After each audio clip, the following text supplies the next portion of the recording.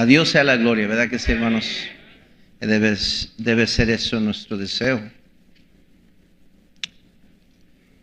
Aquí vemos la historia muy conocida y famosa, no porque es una buena historia, sino por la manera que Dios trató con este hombre y su familia. Era un sacerdote, era un juez, era un hombre de liderazgo entre el pueblo de Dios. Y este hombre tenía 2 hijos, dice la Biblia, que eran impíos, no conocían a Jehová, no tenían conocimiento de él. Se encontraban sirviendo bajo su liderazgo, pero no eran creyentes en Dios. Esto era algo que seguido sucedía en esos tiempos, porque los educaban, los entrenaban dentro de las cosas de Dios, y ellos tenían que llegar a un tiempo en su vida, a un encuentro con Dios para personalizar lo que hacían para Dios. Samuel hizo lo mismo. Samuel estaba sirviendo en el templo bajo Elí y todavía no conocía a Dios. Entonces no era extraño. El problema es que Elí sí era creyente en Dios. Elí es a cual Dios se dirigió cuando vino el pecado de sus hijos. Dios trajo a cuentas el papá cristiano, el papá creyente.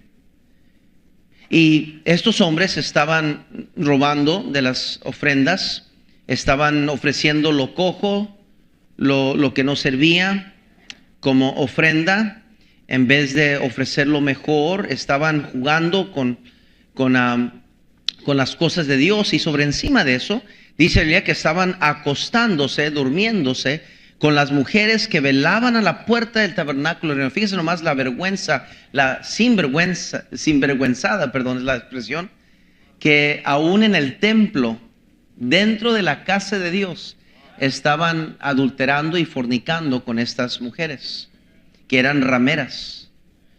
No había reputación, no había dignidad, no había respeto al templo de Dios a causa de la corrupción que se encontraba en su liderazgo.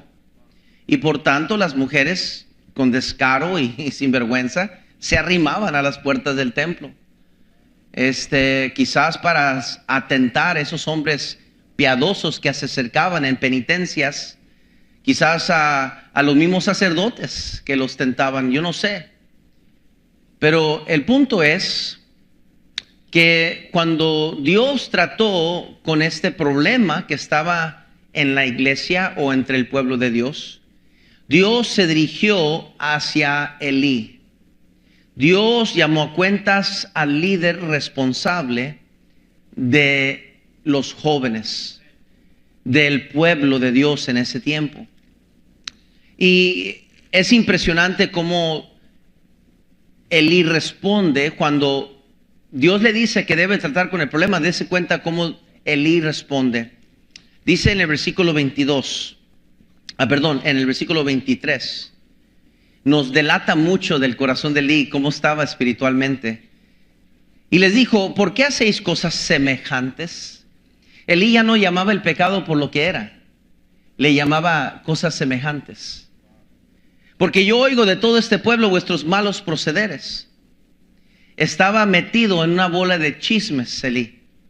Le importaba más lo que el pueblo decía que lo que Dios decía. No, hijos míos, note, no, hijos míos. Hace un énfasis Elí a que eran sus hijos, en vez de traerlos a cuenta de que no conocían a Jehová Dios. ¿Cómo muchas veces los padres evadimos nuestra responsabilidad espiritual con nuestros hijos? Dice: porque no es buena fama la que yo oigo. O sea, le interesaba más a Elí lo que la gente pensaba de él que lo que Dios sabía de él. Pues hacéis pecar al pueblo de Jehová.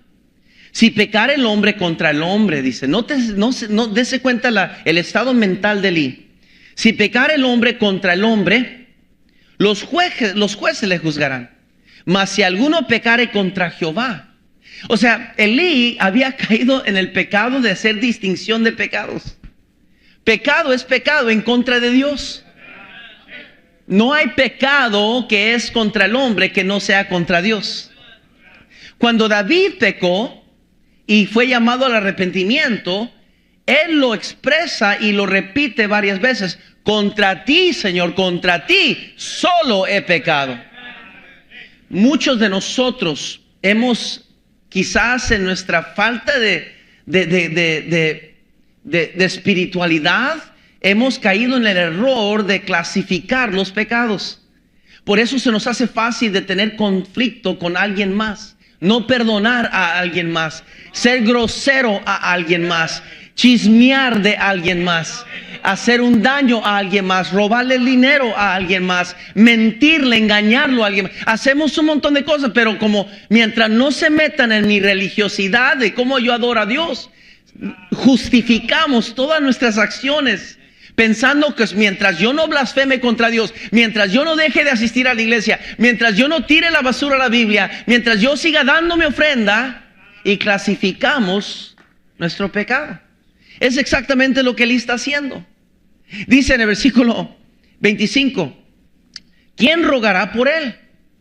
Pero ellos no oyeron la voz de su padre, porque Jehová había resuelto hacerlos morir.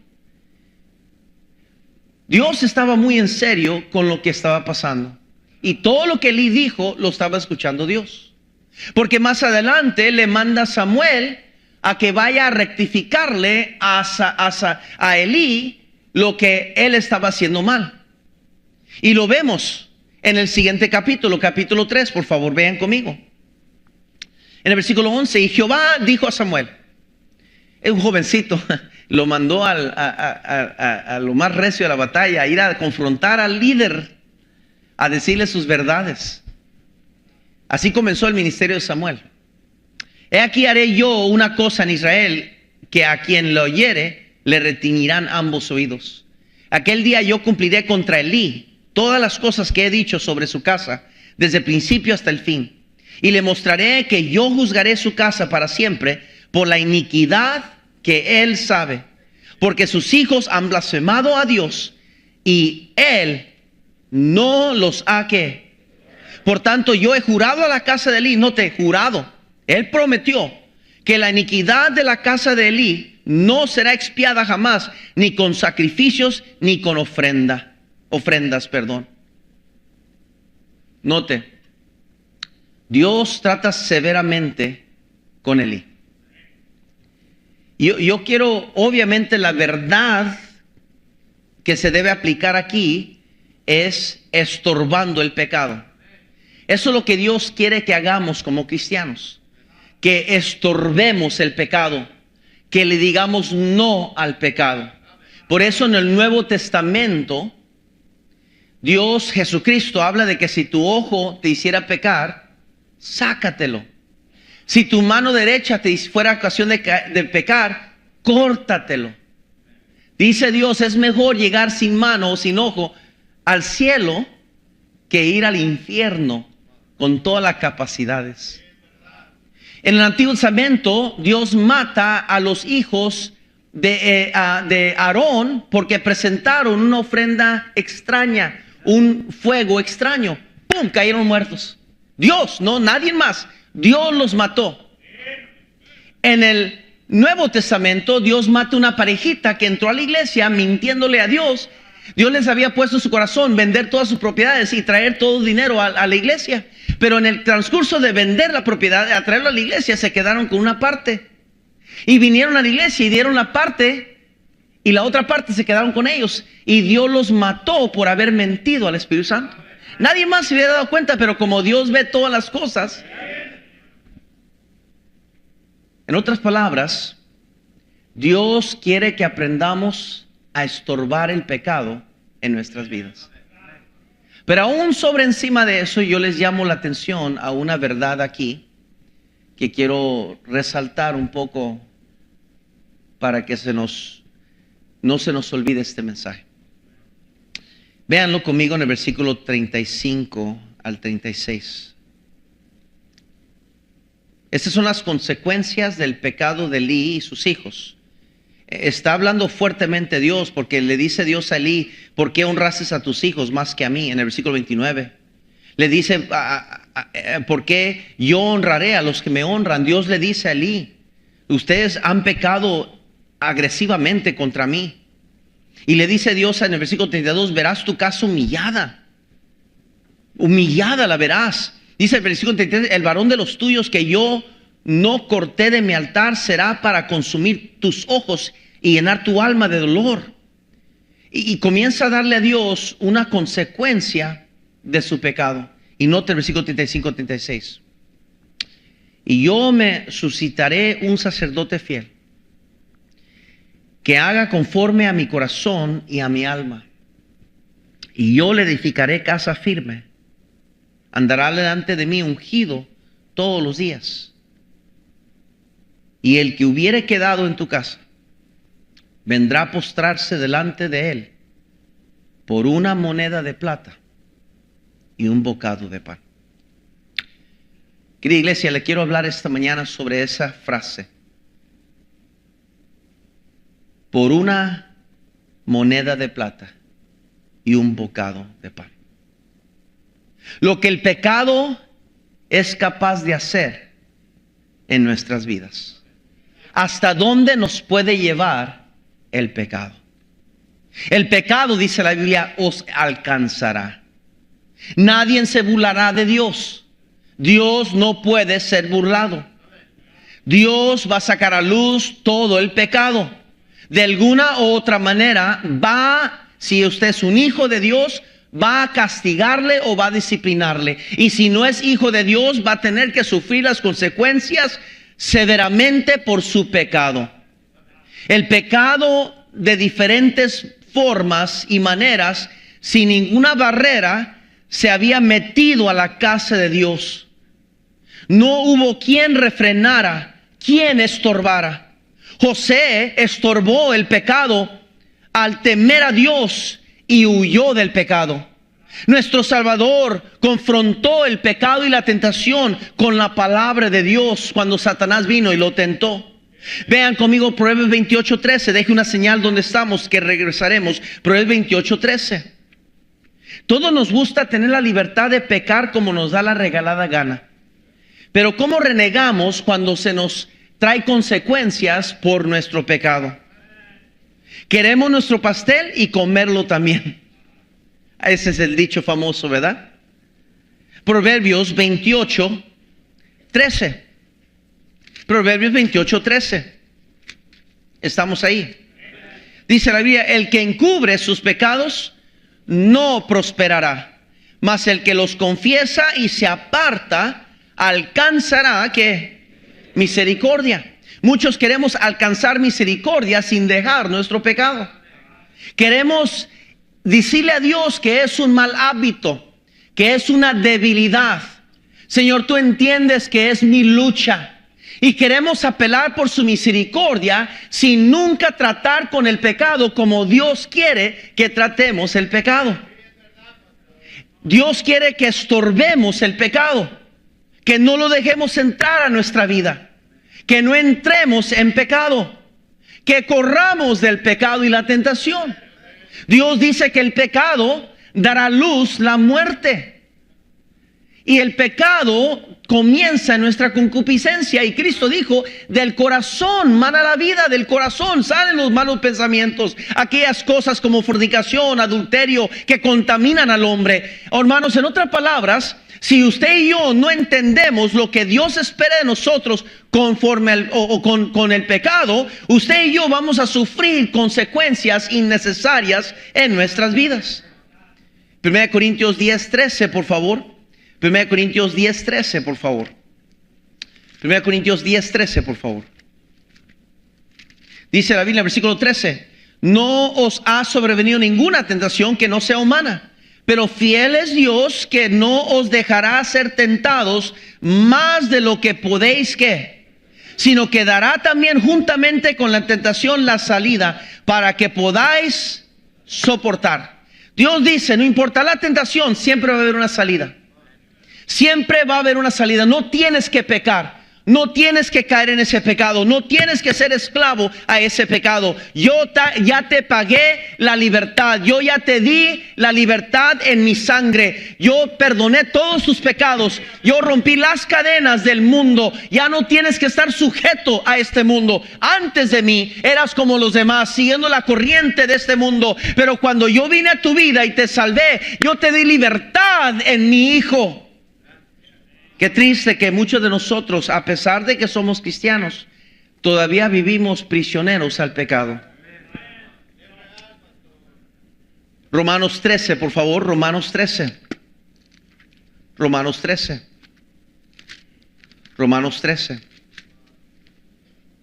Versículo 12 dice la Biblia así: la noche está avanzada y se acerca el día.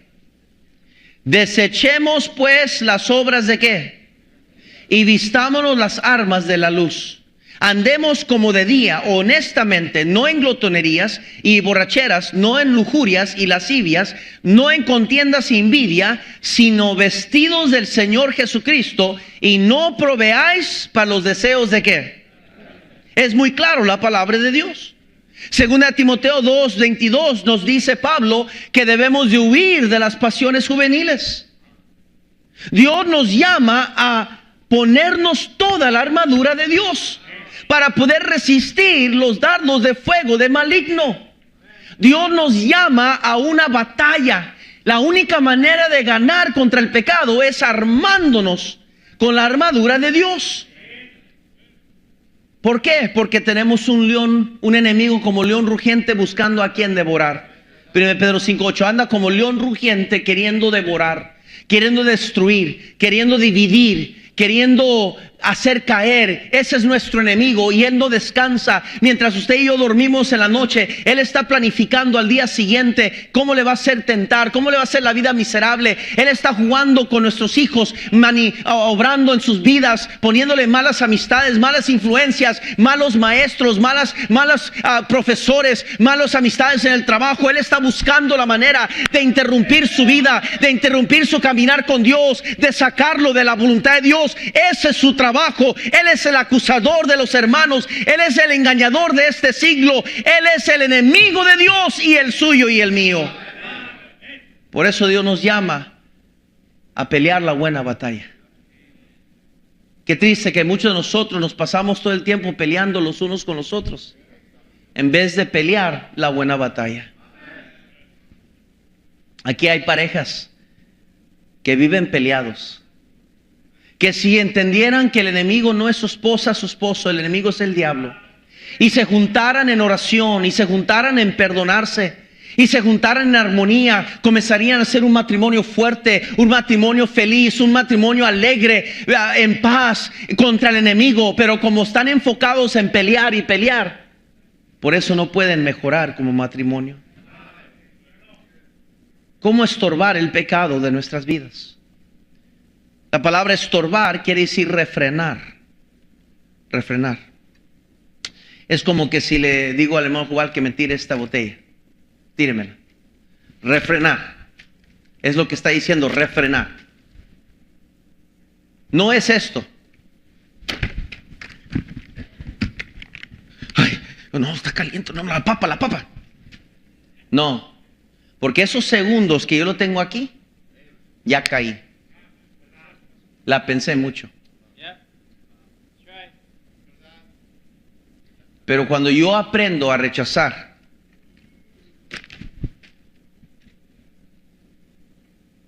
a estorbar el pecado. Cuando la Biblia habla de refrenar, siempre lo habla en forma de la boca o la lengua. Siempre que Dios habla de refrenar el pecado, hace mención de la palabra, la boca. Es interesante que Elí dejó una invasión suceder de pecado en su casa. Y Dios le mandó que fuera a decirle a sus hijos y corregir a sus hijos. Y cuando Elí vino y les habló a sus hijos, no les habló como tenía que hablarles. Aguadió el mensaje. Es un mal proceder. No debe ser así. Es mala fama. Y allí es donde perdió la batalla Elí. Tenía que haber venido y marcado el pecado. Tenía que haber venido y decirle a sus hijos que estaban en pecado que se arrepintieran, si no el juicio de Jehová vendría sobre sus vidas. Pero no. Protegió a sus hijos. Los protegió y tapó el pecado.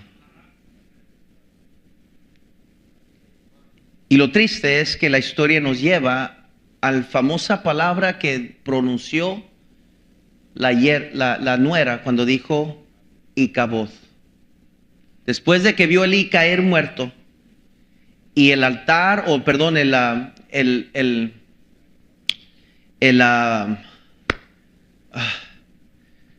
arca de Jehová, gracias hermano, la arca de Jehová fue robada por los filisteos.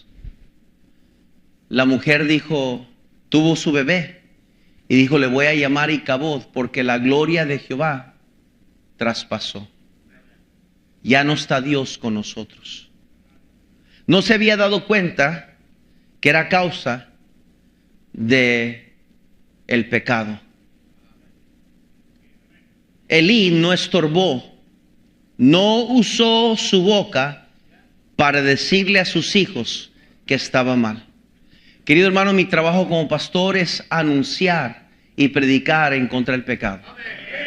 Mi trabajo como pastor es predicarle a usted que cuídese del pecado, arrepiéntase de su pecado, aléjese del pecado, reconozca cuando es pecado en su vida y pídele perdón a Dios y arrepiéntase.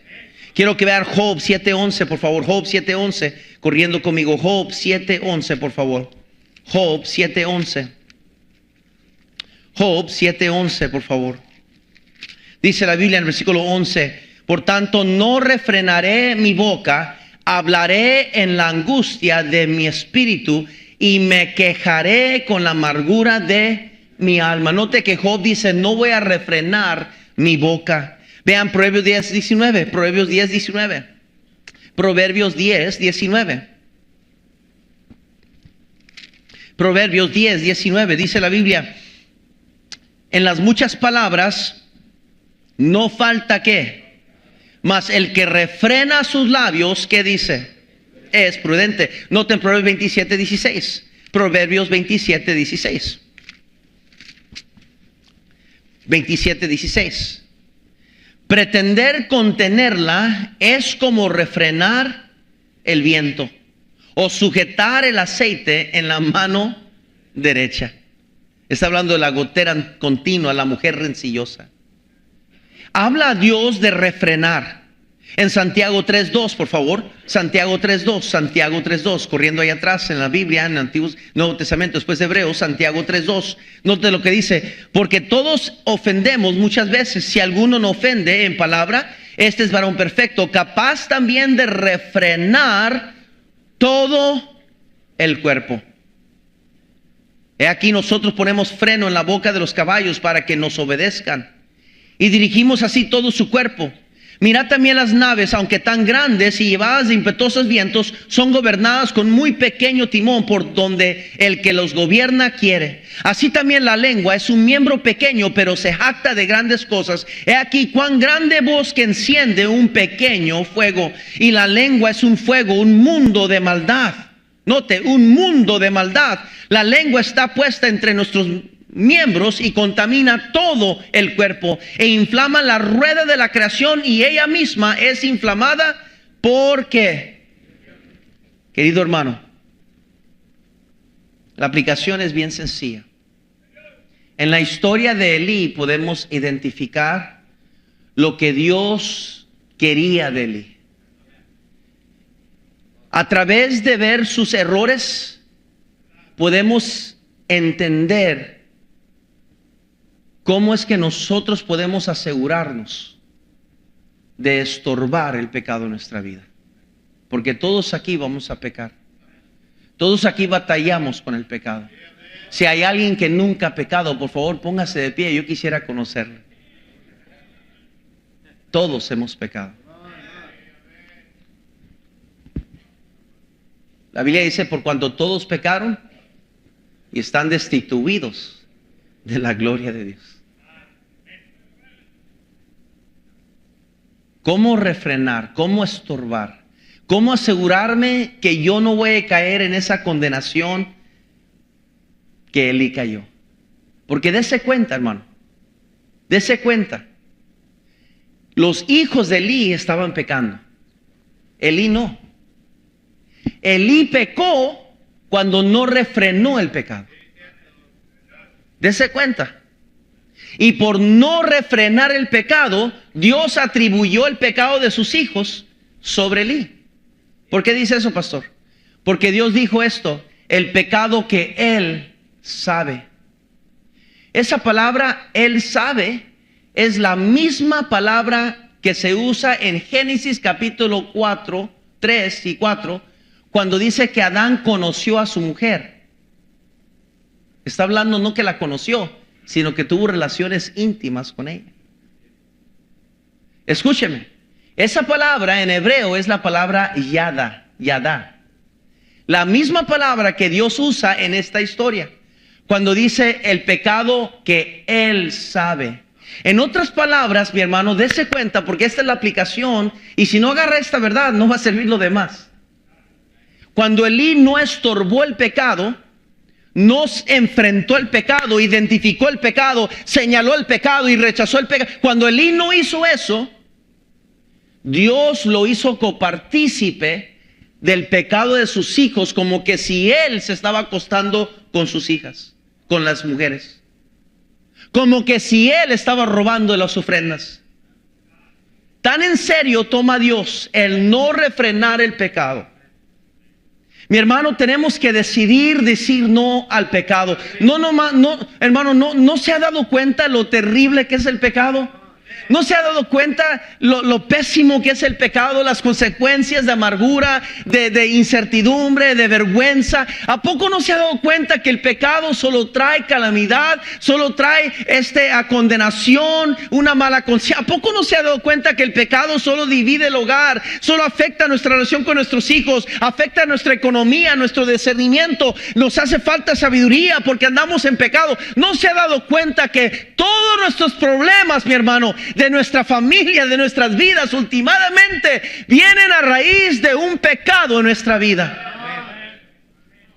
Aquí hay parejas que no se han casado y viven en unión libre. Ese es pecado. Y alguien tiene que decirles eso, mi hermano. Dios no quiere que nosotros vivamos vidas como los paganos. Dios quiere que honremos el matrimonio, porque Dios es el inventor, el creador del matrimonio. Dios hizo al hombre y la mujer y dijo: los dos serán una sola carne, y el hombre dejará al padre y mamá y se unirá a su mujer. Ahí está el acto de pacto, de compromiso ante Dios. Y no se ha dado cuenta las calamidades y la falta de dinero y nada le sale bien, y los problemas que siguen y siguen estando ahí. No puede vencer, pero no quiere someterse y humillarse a hacer lo correcto. Tan fácil es, cuesta $25, $26 un certificado, una licencia para ir a agarrar en Illinois o donde quiera. Agarra licencia, se casa inmediatamente ahí en la corte, o venga aquí en mi oficina, los casos rápido, y ya está en paz con Dios, está bien con Dios, todo está arreglado, ya está bien ante su Dios. Pero como usted no quiere estorbar el pecado,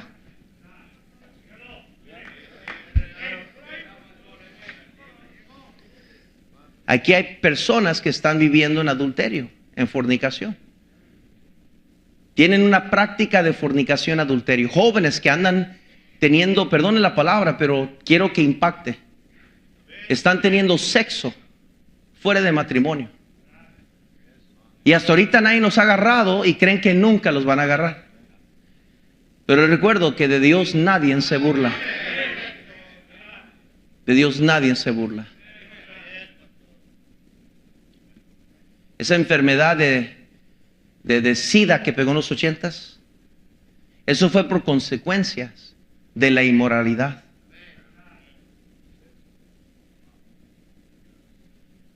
¿Qué va a tener que hacer Dios con usted?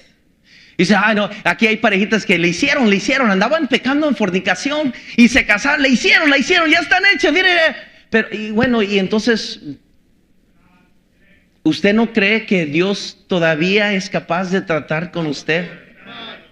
¿Usted cree que Dios dice, no, olvídate ya? No, lo bueno es que ya se casaron.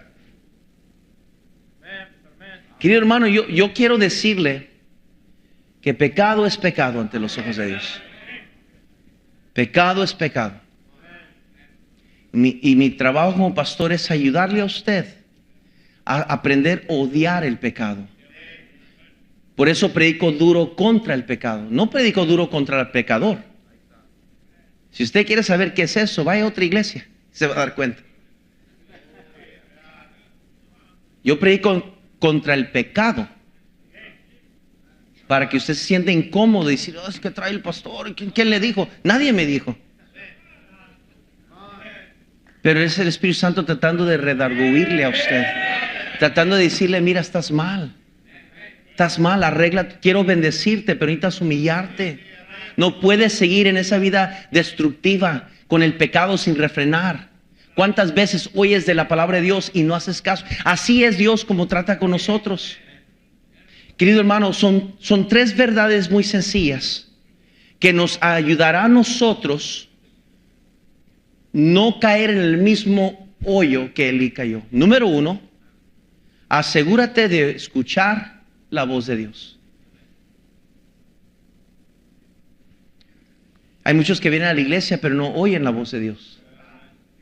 Oyen al pastor que grita y dice esto y lo otro, pero no alcanzan a oír la voz de Dios.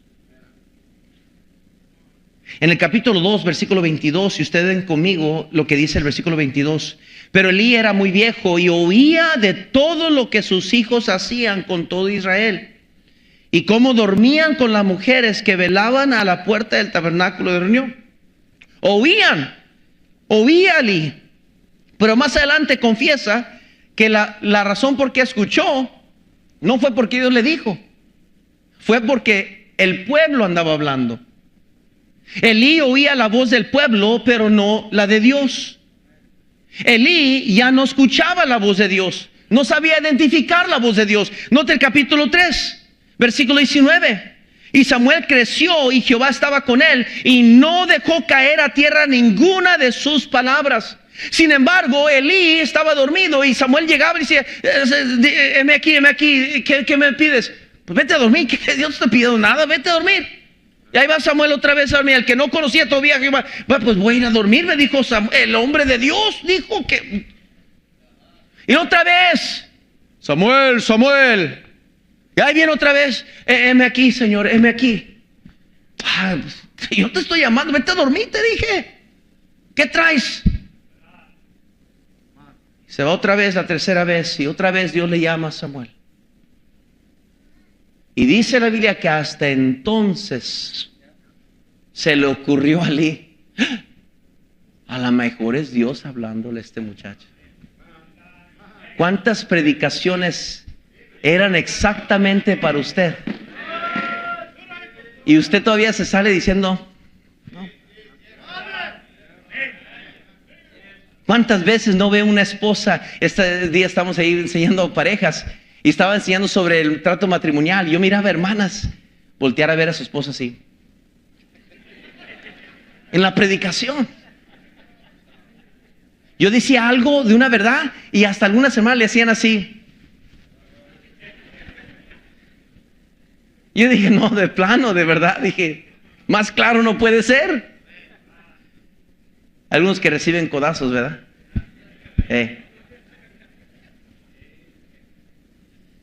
Pero aún así no alcanzamos a oír la voz de Dios. Pensamos que es la mujer renegando. Pensamos que es el hombre renegando, hostigando. Pensamos que el pastor que trae a ver qué trae y por qué anda así, se le va a quitar. Y pensamos que después, y no identificamos que es Dios queriendo hablarnos. Números 7, 89, por favor. Números, por favor, 7, vayan conmigo ahí, 7, por favor. 7, por favor, 89. Y cuando entraba Moisés en el tabernáculo de reunión para hablar con Dios, oía la voz que le hablaba de encima del propiciatorio que estaba sobre el arca del testimonio, de entre los dos querubines, y hablaba ¿con quién? Con él. Moisés hablaba con él. Elías hablaba con Dios. Hermanos, David hablaba con Juan 5:37, por Juan 5:37. Juan 5:37, por favor, vayan corriendo ahí. Juan 5:37. Vean rápidamente este versículo y continuamos al siguiente punto. Juan 5:37 dice la Biblia así: también el Padre me envió, ha dado testimonio de mí. Nunca habéis oído su voz, ni habéis visto su aspecto. Mi hermano, si hay una necesidad de nosotros es alcanzar a oír la voz de Dios. Yo que usted, hermano, estaría atento, queriendo descifrar, queriendo escudriñar, queriendo identificar en qué parte del mensaje, qué expresión, qué ilustración, qué ejemplo Dios me da para saber que me está hablando a mí. Pero la mayoría de nosotros nomás estamos escuchando un sermón más, un grito más, unas palabras más, y salimos y entramos igual domingo tras domingo. Y lo que nos hace falta no es escuchar voz del pastor Gómez, es escuchar voz de Dios, mi hermano. Asegúrate de oír la voz de Dios. Mientras usted oiga la voz de Dios, va a saber identificar el pecado más fácilmente. Número 2, asegúrate de honrar a Dios antes que a los hombres. Hay muchos cristianos que vivimos así, apantallando a los demás, mientras otros me vean bien.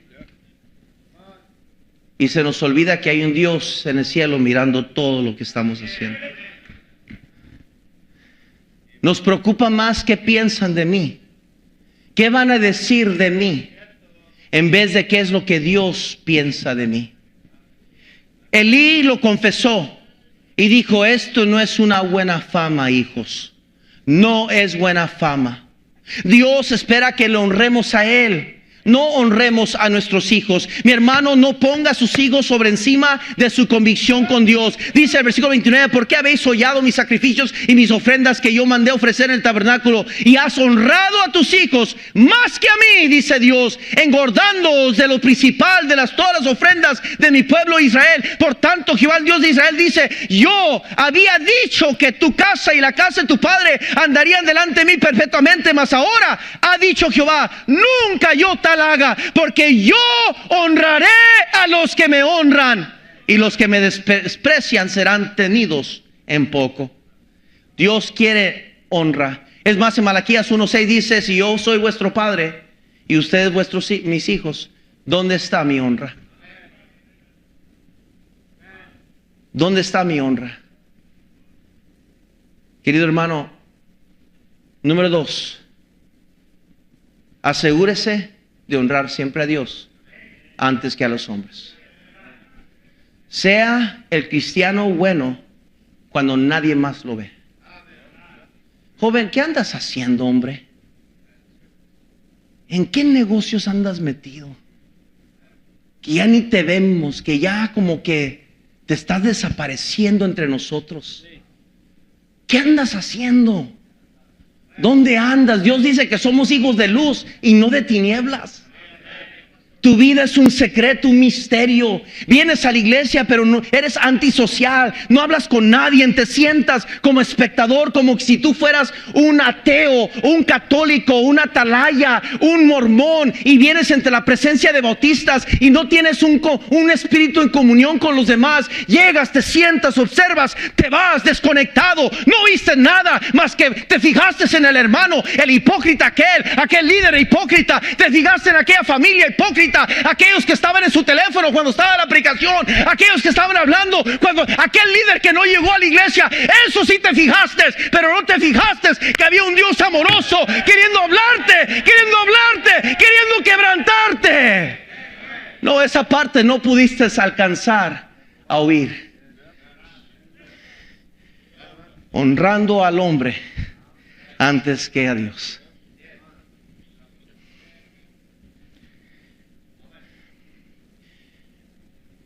Quizás por eso, hermano Andy, cuando viene la conferencia de siervos, todos quieren cantar.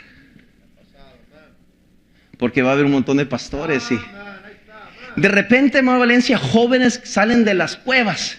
Yo quiero servir, puedo servir. Y las 51 semanas del año, ¿dónde están? ¿Sabe cuál es el dilema? Que como van a haber muchos aquí, pastor está juzgando. Yo no estoy juzgando, estoy hablando de experiencia de 30 años de ministerio. La tendencia nuestra siempre es la misma. Por eso su matrimonio no es lo que debe ser, porque su esposa está hasta aquí con su hipocresía. En la iglesia es un santolocho y que esto y lo otro, un hombre muy espiritual, y en la casa no puede ni tirar la basura. No puede ni sentarse a platicar con sus hijos, ser amoroso, ser cariñoso. Sí. Aquí, hermana, usted no mataría una mosca, ¿verdad? Mírela. Hasta.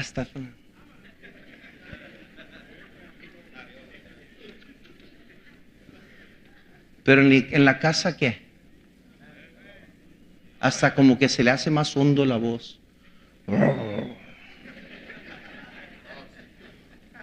¿Dónde estás? No vas a lavar los trastes.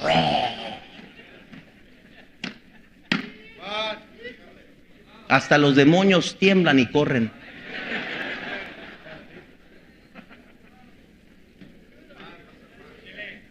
¿Sabe por qué?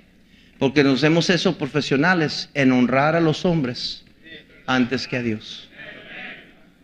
Ese es el problema. Querido hermano, ese es el error de Elí. Entiéndalo.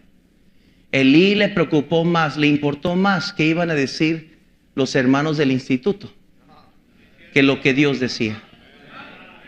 Le importó más que iba a decir el pastor de jóvenes o los líderes o los diáconos o los otros. Le importó más que los demás iban a decir en vez de qué es lo que Dios va a decir. Por eso la libertad de a veces estamos en privado y nos echamos unos bistecs de tacos de pastor, ¿verdad? Con piñita todavía. Yo he visto a esos hombres estar cortando la carne de pastor. Así le hacen y luego al último le tiran un pedacito de piña. ¡Chum! Y vuela la piña y le cae en el taco al camarada. Digo, órale, es tremendo. Es un arte. Así somos muchos de nosotros. Sabemos cómo cortar. Y le tiramos la piña. ¡Chas! Y nos comemos a medio mundo.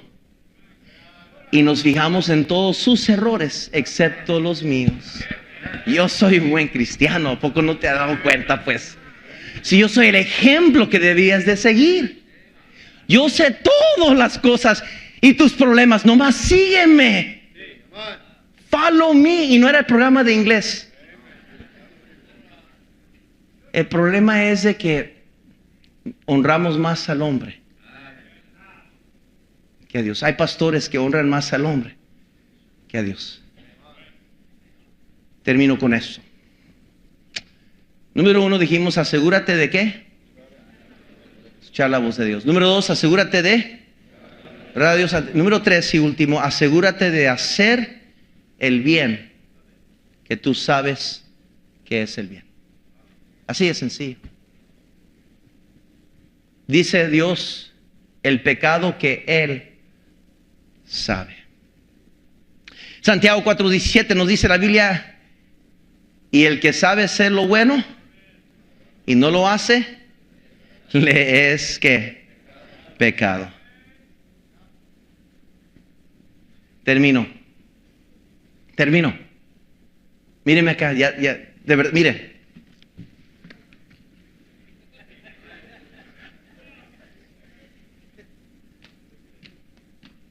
Será reducido a una moneda de plata.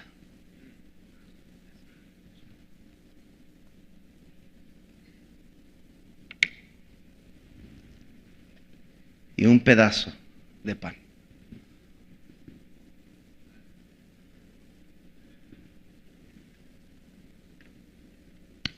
Dice Dios, lo que tú no te das cuenta es que el pecado que tú no quieres refrenar en tu vida te va a quitar todo lo que tú amas, todo lo que es importante para usted.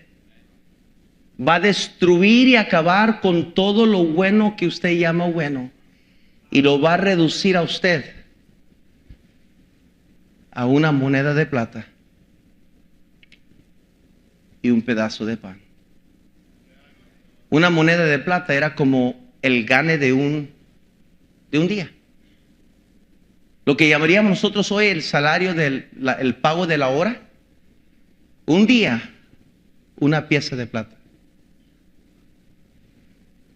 Equivalente a una ganancia muy pobre, $10 la hora. Dice, pastor, yo ni gano 10 la hora.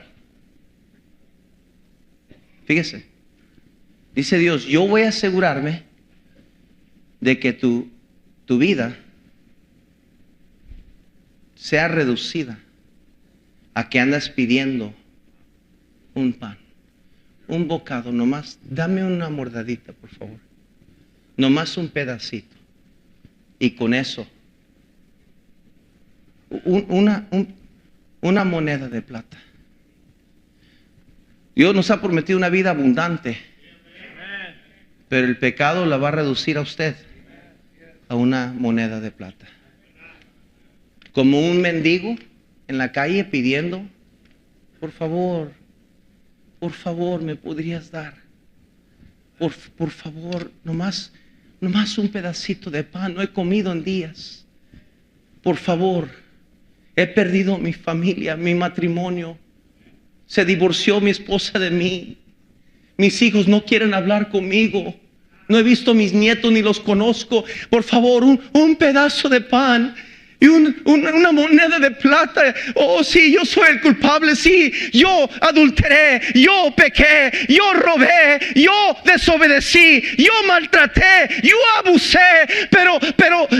Pero ahora nomás un pan, por favor, y una moneda de plata, por favor, nomás algo. Dice Dios, allí es donde te va a llevar el pecado, a hacer nada. Aquí hay personas que deben de aceptar a Cristo hoy, porque no sabes dónde vas a ir cuando mueras. Vas a ir derechito al infierno, al menos que aceptes y recibas a Cristo como el Salvador. Pero el pecado lo va a agarrar, la soberbia lo va a agarrar, y va a querer salir de aquí esta mañana diciendo que usted está bien, que no necesita aceptar a nadie. Y el pecado lo va a reducir a usted a un bocado de pan, a una pieza de plata, una moneda.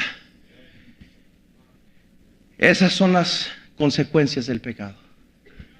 No importa cuánto usted trate de arreglar su vida, Dios resiste a los soberbios y da gracia a los humildes. Yo tengo mucho que perder. Yo tengo demasiado que perder. Comenzando con mi esposa, comenzando con mi familia, comenzando con el ministerio en cual yo puedo tener el privilegio de servir. Yo tengo mucho que perder. Aparte las amistades, aparte la confianza, algún tipo de respeto, quizás. Todo lo puedo perder si yo creo que puedo jugar con ese pecado y nada me va a pasar. Señor, bendice la predicación de tu palabra.